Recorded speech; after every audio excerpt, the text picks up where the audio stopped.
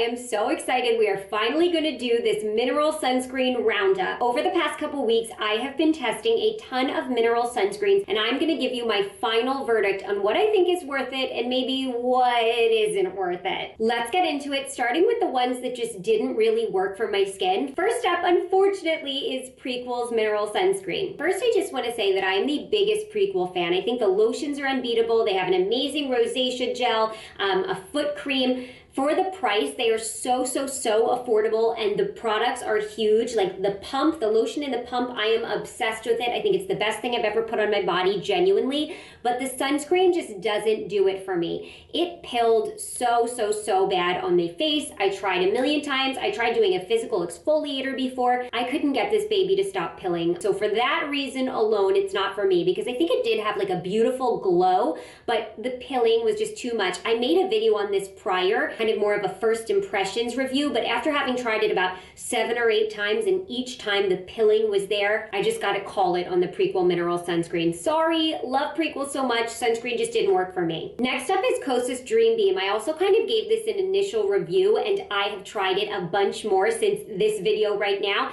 and again, that didn't work for me either. The Kosas mineral is really hot among influencers right now. I have not seen any influencers say they don't like it. I'm a huge fan of Kosas. I love their products, love their makeup, but this sunscreen, for some reason, by the end of the day, my face felt really tight. I had dry patches underneath. Perhaps it's just not right for my skin tone. Maybe it's better for oily skin tone, but for me, as someone who's combo and leans dry, it didn't work for me. I gave it away to a friend, and they are absolutely loving it. Just don't know about this one. For me personally, it didn't work, and it was a little too dark on my skin tone, so for olive complexion and oily skin, you might really like it. That's similar to the Colorescience, which I tested in its own video. I think this is one of the most gorgeous sunscreens I have seen on my skin. However, by the end of the day, I also had these dry patches all over my face. My face felt really tight and like I couldn't move it, and it did not look good under makeup. It left me with, again, like dry patches everywhere, and I don't have that dry of skin, so it just kind of dried me out. And for the price, you want this to be flawless, and for me, just not my favorite. Supergoop Mineral. So Supergoop Chemical Sunscreen is my partner's favorite sunscreen. It is the only one he will wear on his face. We are a huge Supergoop family. We love their products, but the mineral leaves such a crazy white cast on my skin tone, and I am like as fair as can be. It was a pretty intense white cast. Now, I don't mind a white cast, but like I don't necessarily want it when there are other mineral sunscreens out there that won't leave a white cast. And again, I'm just testing mineral sunscreens. There's nothing wrong with chemical sunscreens. I love them too. The best sunscreen is the one you're gonna wear, but I just tested a bunch of mineral sunscreens for these past couple of videos. For me, the Supergoop Mineral, the white cast was just too much, so I had to say no to that one too. I think it's really hard to get honest answers from a lot of influencers with sunscreens in particular. Like Kosas, I have not seen a bad review of it, and I think it's because everybody loves Kosas and they're very influencer popular brands. I love them as well, but I think it's really important to always be honest about what works for your skin. For instance,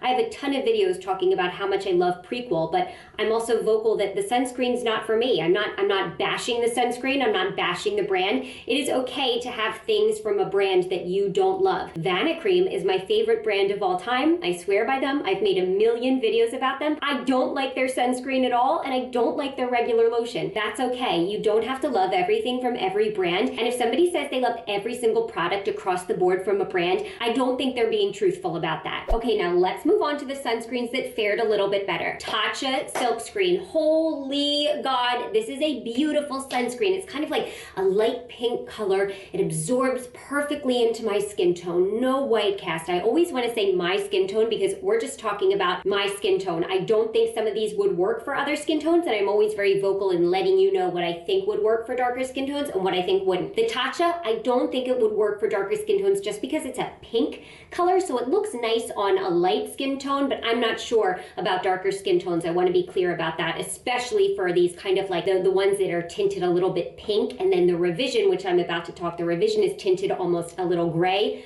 That would not work for everybody. I'm pretty positive about that. So the Tatcha Silkscreen. I love everything about this except the price. It's expensive, and I don't like the packaging. The packaging that it comes in is really difficult to squeeze out. I've used it about, I don't know, 10 times since this video. I have loved wearing it on my skin, but after the 10th time, it's like I can't get any more product out. You shouldn't have to pay that much money and only be able to use a sunscreen twice, especially if we're using the correct amount, which is 2 full finger lengths, 1/4 teaspoon. If you're using the correct amount, you don't want to, use something 3 times and reapplying every 2 hours and it be done by day 3. So I really just like the packaging on this Tatcha Silkscreen, but the product itself, fantastic. If I could buy it in a jug and just apply the jug every day, I would. Now, what I just mentioned, the Revision Intellishade TruPhysical Clear. Revision has about 4 or 5 sunscreens. I think this is the only one that I have tried so far, and it is freaking gorgeous. It is a little bit of a gray tint, so I don't think it would work on darker skin tones, but on my skin tone, it looks like you're filtered. It makes me look like I'm filtered. It is absolutely freaking stunning. It's a little harder to massage in. It's almost like a putty